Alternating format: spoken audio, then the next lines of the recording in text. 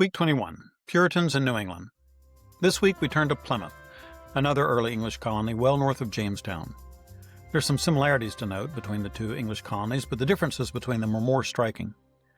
As we saw last week in Jamestown, Englishmen who formed a joint stock company to get rich quick sent those who were primarily looking for quick monetary gain to the New World to found Jamestown.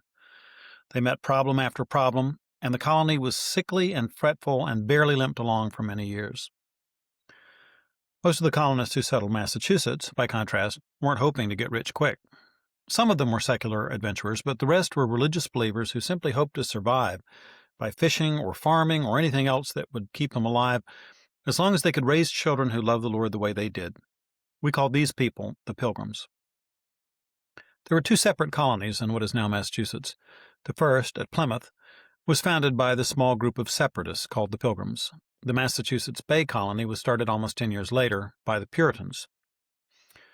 Who were the Puritans? The term was first used in the late 1500s to identify one small group within the Church of England that Henry VIII had established and that Elizabeth I perpetuated throughout her long reign. The Church of England was an established church, which means that it was state-supported financially and that attendance was mandatory. During Queen Elizabeth's reign, while the rest of Europe was plunged into bloody religious wars resulting from Protestant resistance to Roman Catholic authorities, the Church of England represented a compromise between two extremes. It mixed some doctrines and most rituals of Roman Catholicism with many doctrines and much respect for Scripture from the Protestant tradition. Elizabeth's religious compromise was based on prudent politics, not sound doctrine. This was a problem for people who wanted to worship God according to their own view of Scripture. Elizabeth allowed verbal dissension, but she refused to give reformers what they really wanted: release from state control of the church and the right to practice their religion as they saw fit. The Puritans believed the Bible was the only reliable guide to the form of worship. They objected to the traditional rituals of Anglican worship. They felt that preaching should be the primary focus of corporate worship, not the sacraments. They wanted a plainer service consisting of Bible reading, prayer, and preaching, as opposed to the complicated Anglican liturgy with its scripted responses from the Book of Common Prayer. As their name might indicate, Puritans emphasized personal sanctification. They rejected any simple formula for being born again. Unlike many modern evangelicals, they teach people to say a sinner's prayer and then believe they're saved. The Puritans taught that there was nothing a person could do to make God save them. But instead of slumping into some kind of spiritual fatalism, they stressed grace, devotion, prayer, and self-examination. This was because they believed that God's elect would bear fruit in keeping with their regenerate state. The Puritans had strong views on the proper method of church government. They objected to hierarchical rule by priests and bishops. They wanted each church to be led by a local council of elders. Some Puritans liked John Calvin's plan for broader church government, in which local elders would gather in regional groups called presbyteries. Other Puritans preferred a congregational style of government, in which each congregation was a complete church in itself, with total control over its own affairs. None of this fit into Elizabeth's method of a middle-of-the-road, state-controlled church. She had no love of Puritans. The Scottish preacher John Knox attacked rule by females in his memorable tract, "The First Blast of the Trumpet Against the Monstrous Regiment of Women."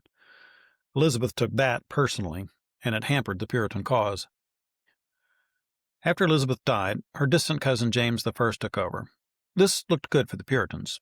James had been raised in John Knox's Scotland, a strongly Protestant country with a Presbyterian government. He immediately appointed some known Puritans to high-ranking positions in the Anglican Church when he took the throne after Elizabeth's death.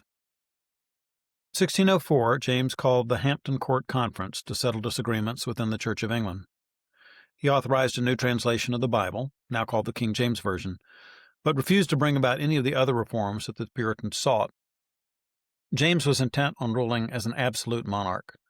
He claimed the authority to do this on biblical grounds, by invoking the divine right of kings, the claim that Scripture commanded subjects to obey their rulers absolutely. It was obvious to him that the Puritan ideas were egalitarian. They believed that rulers, like their subjects, were subject to the law, and autonomous. They wished to interpret the Bible for themselves and choose their own ministers, and individualistic. They thought each man should be able to follow his own conscience in interpretation of the Bible on matters of faith and practice. James made it clear that he would never yield his power as head over both church and state. During the 1600s, some Puritan groups began to believe that reform of the Church of England was impossible. They decided to separate themselves from the established church, which led to severe persecutions. It all began in 1606 in a little town called Scrooby in northern England. Pastor William Brewster helped a group of believers break away from the Church of England. It was against the law to meet in separate congregations, so they tried to flee to Holland.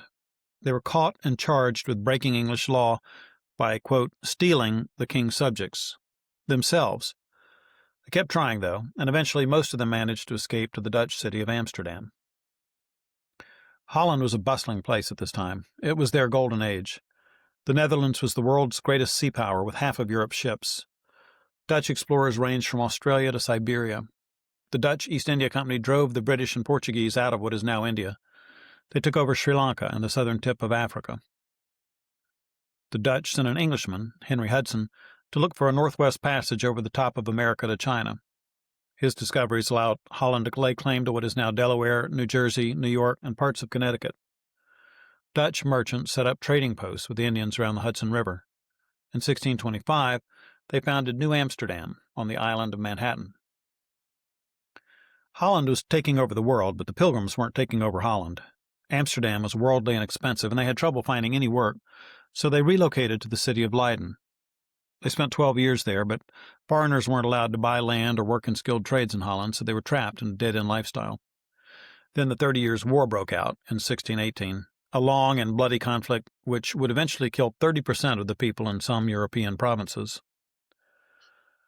The New World wasn't an inviting alternative at this time. The Pilgrims would have heard that America was a hard place to survive, where food was scarce and savage Indians killed the colonists. But the alternative in Holland seemed worse. Their children were growing up more Dutch than English and more worldly than spiritual. The Pilgrims decided to move to America. There was a new joint stock company of merchants in London that was willing to pay for their trip. 41 separatists and 61 other Englishmen who hoped to better their lives by moving to America got on board two ships, the Speedwell and the Mayflower. The Speedwell leaked, though, and they had to return to England twice. It was September before one ship, the Mayflower, set out for America. They started late and got blown way off course, far north of the territory designated by their original charter. The sovereign God is in charge of every event, however. This meant that they were independent of the colony in Virginia and free to develop according to their own religious convictions. Still, it was disconcerting to be out on their own without any clear authority from the king. This unanticipated situation led them to write a remarkable document, the Mayflower Compact. It created a whole new government by agreement between the colonists, a social compact for an unanticipated situation. The colonists wrote and signed this document because they realized they were not within the borders of the territory they were supposed to settle. The Pilgrims reached the tip of Cape Cod on November 21st, 1620, and they found a more protected harbor at Plymouth on December 21st. The site they chose was good. When the English had landed at Jamestown 14 years earlier, they chose a site with swampy ground and no good water. The Pilgrims found a stream with clear water, some cleared land, and a high hill that could be fortified. The site had once been a Patuxet Indian village, but smallpox had wiped out that village in 1617, 3 years earlier. That was good, but it was still winter in New England, and the colonists were weak from poor food and months of travel. Half the Pilgrims died before spring. Many more might have followed them, but for God's amazing providence. One Patuxet brave had survived the epidemic that wiped out his village. Squanto had been captured and taken to England before the sickness came, where he learned English. He came back to America a year before the Pilgrims did. Squanto was a godsend in the truest sense. He taught the Pilgrims how to grow food the Indian way. They raised enough crops to celebrate the original Thanksgiving with friendly Indians at harvest time. Squanto acted as a diplomat between the Pilgrims and Massasoit, the chief of the Wampanoag tribe that controlled much of southeastern Massachusetts. Relations between the Pilgrims and the Wampanoag were good for 50 years. According to the original joint stock agreement, all the profits of the Plymouth settlement were supposed to go into a common fund, which would be split up into shares at the end of 7 years. Until then, it was basically a commune. Unfortunately, it's never been easy to get people to work hard for everybody else's benefit, even the Pilgrims. After 3 years of a common purse, even the shareholders back in London realized this wasn't working. They allowed the colonists to farm their own plots, and things got better quickly. The London shareholders sold their interest in the company to the Pilgrims at the end of 7 years. One evidence of God's provision was a wise and godly leader, William Bradford. He was the second governor of the colony, and he led it capably for 20 years. He could have claimed all the land for himself. 10 years after they landed, a new charter gave him all the land in southeast Massachusetts, but instead of keeping it for himself, he shared it with all the other settlers. The success of the colony at Plymouth led other Puritans to consider the New World. In 1628, Puritans established another joint stock company, the New England Company. John Endicott led a group of colonists to a settlement he called Salem. The next year, King Charles I granted a new charter that changed the name of the company to the Massachusetts Bay Company. 400 more settlers arrived in 1629, and over 1,000 had settled the area around Boston by 1630. The Massachusetts Bay Colony had many advantages over Plymouth. They were better situated and better funded. Soon there were thousands of Puritans in New England, while the little colony at Plymouth limped along with a relative handful. Eventually, Plymouth joined with a larger colony into what is now Massachusetts. The faith and sacrifice of these first settlers made it possible for a trickle, then a stream, then a flood of people to migrate to the New World. There's a saying, only those who see the invisible can do the impossible. The Pilgrims, who were looking for a city whose builder and maker is God, had their eyes firmly fixed on the invisible. In the process, they founded a New England.